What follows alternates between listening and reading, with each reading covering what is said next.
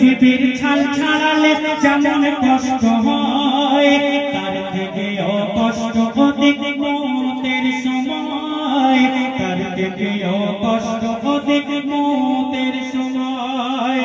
মানুষ যখন মারা যায় গোসল টাকার দেওয়া হয়, মানুষ যখন মারা যায় গোসল টাকার দেওয়া হয়। কুলির পাতা গরম পানি, কুলির পাতা গরম পানি কেন শেষ গোসলে দেয়? এত পাতা থাকতে কেন কুলির পাতা দেয়? এত পাতা থাকতে কেন কুলির পাতা দেয়? জ্যান্ত জীবের ছাল ছাড়ালে যেমনই কষ্ট হয়, তার থেকেও কষ্ট অধিক মৌতের সময়। এই কুল পাতা বিজ্ঞান তারা ল্যাবে ফেলে দেখছে এর মধ্যে কি আছে। মুসলমানেরা মারা গেলে কেন কুল পাতা দিয়ে গোসল করায়? আল্লাহ পাক কেন বললেন, আমার রাসূল কুল পাতা দিয়ে গোসল করতে কেন বললেন? তারা ল্যাবে ফেলে দেখছে আর কি করছে, দেখার পরে কুল পাতার মধ্যে কি আছে লিখছে দেখুন। এক ল্যাবে নিয়ে ফরাসি জ্ঞানী গুণী বিজ্ঞানী রিসার্চ করে নিয়ে আমার নবীজির মুখের পানি, রিসার্চ করে নিয়ে আমার নবীজির মুখের পানি। রিসার্চ করে তারা তখন অবাক সবাই হয়ে যায়, বড়ই পাতা গরম পানি এমন গোনা বলে পায়। কুলির পাতা গরম পানি এমন গোনা বলে পায়। কেমন মরণের পরে, মরণের পরে মায়াতের দিকে এত ব্যথা হয়। এই কুল পাতা গোসল দিলে মায়াতের আরাম হয়। থাকলে জীবাণু সাথে সাথে ধ্বংস হয়ে যায়, থাকলে জীবাণু সাথে সাথে ধ্বংস হয়ে যায়। না পাপি কারণ থেকে পটে পাকে সায়, সহজে পটল ধরে না, সহজে পোকামাকড় খাবে না। এই পরের পাতা গরম পানি, কুলির পাতা গরম পানি সাধারণ পানি নয়। তারা প্রমাণ পেয়ে সাথে সাথে কলমা পড়ে নেয়।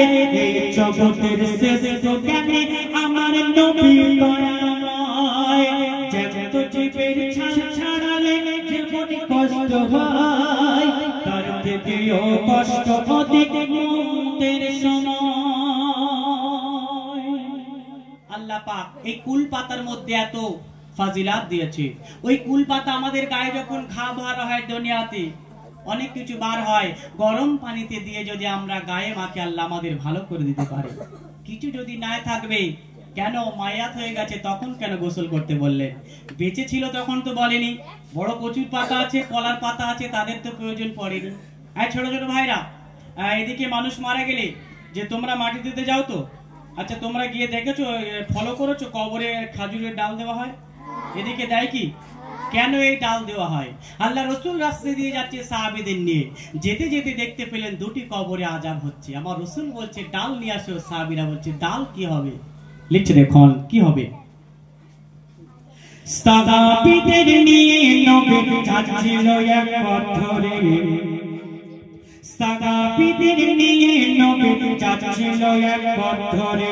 হঠাৎ করে কবর থেকে নবী দাঁড়িয়ে পড়ে, হঠাৎ করে কবর থেকে নবী দাঁড়িয়ে পড়ে। নবী দেখে নিজের চোখে আযাব হচ্ছে কবরে। দয়ার নবী যা দেখে তাকে গো দেখতে পায় না রে, দয়ার নবী যা দেখে তাকে গো দেখতে পায় না রে। তখন সাহাবীদের দিন নবী খেজুর ডাল আনায়। ওই ডাল নিয়ে তুই কবরে নবী পুঁতে দেয়। তখন সাহাবীরা প্রশ্ন করে নবী দয়াময়, তখন সাহাবীরা প্রশ্ন করে নবী দয়াময়, এই খেজুর ডালের মাইয়াদের কি উপকার হয়?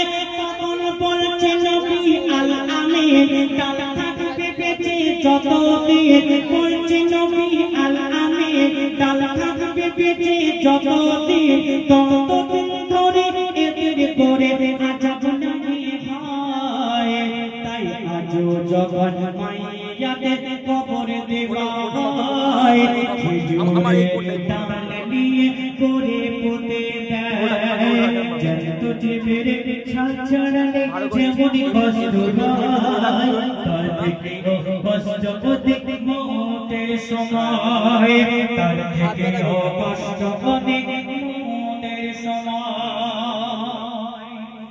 আজকে আমি এই ছন্দের মাধ্যমে কি বোঝাতে পারলাম? আল্লাহ রাসূল জিজ্ঞাসা করলেন সাহাবীরা, বলছি ইয়া রাসূলুল্লাহ ইয়া হাবিবাল্লাহ, খাজুরের ডাল আনলাম, এই ডাল কি কাজে আসবে, কি দরকার হবে? আমার রাসূল বলছে আমি এই খাজুরগুলোর ডালগুলো আমি কবরে পুঁতে দিলাম, যতদিন ডাল কাঁচা থাকবে ততদিন আল্লাহ এই কবরে আযাব কম দেবে, শুকিয়ে যাবে আল্লাহ জানে কি হবে। তারপর থেকে আমরা দুনিয়ার মানুষ খাজুরের ডাল দিয়ে আসছি। আর ছোট ছোট ভাইরা, তোমরা খেলাধুলো করতে যাও কি শেষ ছন্দে? খেলাধুলো করতে যাও? আচ্ছা, খেলাধুলো করতে গিয়ে তোমাদের যখন পেশাব মাইনাস লাগে তখন তোমরা কি করো বলো? হ্যাঁ, বাড়ি গিয়ে পেশাব করে আসো, তাই তো? আচ্ছা, তোমরা পেশাব যে ফিরতে যাও তোমরা কুলুপ নাও, পানি নাও কি নাও? তো মাশাআল্লাহ, খুব সুন্দর। এখানকার ছোট ছোট ভাইরা বলছে আমরা পানি নিই। দেখবেন এই দুনিয়াতে নাপাকের জন্য আমাদের জাহান্নামে যেতে হবে। কেন? আমার অনেক বড় বড় ভাইরা খেলছে, কাজ কাম করছে, পেশাব লাগলে একটা মাটি নেওয়ার সময় নেই, পানি নেওয়ার সময় নেই। এই দুনিয়াতে আল্লাহ পাক নাপাকের জন্য আমাদের জাহান্নামায় বেশি বেশি দেবে। ছোট ছোট ভাইরা কথাগুলো মন দিয়ে শোনো, হইচই করবে না। আল্লাহ পাক এই দুনিয়াতে নাপাক করেছে, সবথেকে বড় নাপাক কোনটা জানেন?